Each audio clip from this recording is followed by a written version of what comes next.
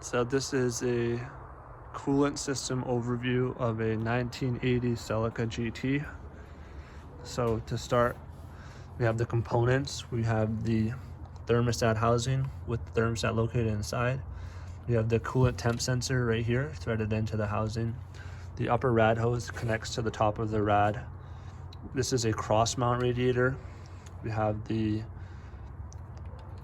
upper rad cap with a pressure relief valve inside of there.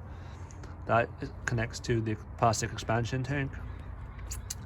Next we have the lower rad hose, which goes from the lower rad up into the water pump. Here is the water pump with a clutch driven fan that has a viscous fluid in it, which when heated up disengages and creates less drag and less draw on the engine, because we don't need cooling at a higher temp from the fan, or a higher speed from the fan. Next we have the heater core, which is the hoses are on the back there and they go into the dash, the lower footwell of the passenger, and that provides heat by having the hot coolant be blown by the blower motor and then heat the engine compartment. So next we're going to talk about what would happen if the thermostat was stuck open. So if this thermostat was stuck open, coolant would just flow freely through the engine and it would never warm up. It would just stay cold. And in the example, it was stuck closed. So at startup, if it was stuck closed, thermostat would be closed at this point and the coolant would just flow within the engine and never get to the radiator and never get cooled, so it would overheat. If it was stuck slightly open, I assume you would have fluctuations in temperature because some coolant would be getting through it being cooled, but not enough of it. So your temperature gauge may spike and then come down because you are getting some cooling. And that's it for now. So now that we've established the components, we'll just talk about how a radiator works. So the engine is running. It's got up to temp at this point, so the thermostat's open. So coolant will flow out of the engine into the upper rad hose, down through the radiator.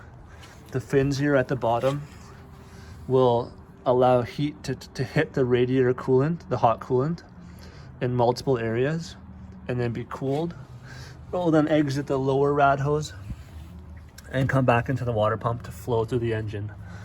And then all the cylinders have those sort of jackets where the coolant will flow, cool the engine, come back, recirculate. It'll also flow, the hot coolant will flow through the back of the engine into the heater core to heat up the passenger compartment, back through the return line here, and then back into the head and back through the system, back into the reservoir.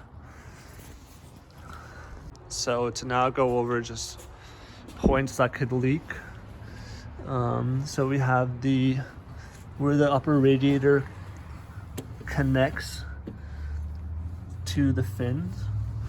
That's a point that could leak. We have the fittings here. Right here, my coolant temp sensor is actually a little chalky. My coolant is purple and that's blue, so I feel like that's more Loctite or some type of thread locker. The thermostat housing itself could be leaking. We have the heater core lines that we can see, and then also internally under the dash, those could be leaking as well. We have the lower rad hose, which is not easy to see, so that could be leaking or sweating, and then no one ever really checks it because visually it's hard to see. And also the weep hole within the water pump could be sweating as well.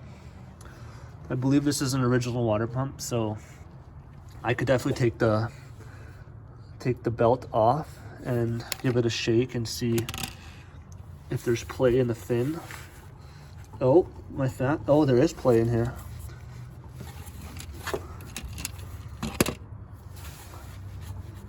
Oh yeah, that's not good.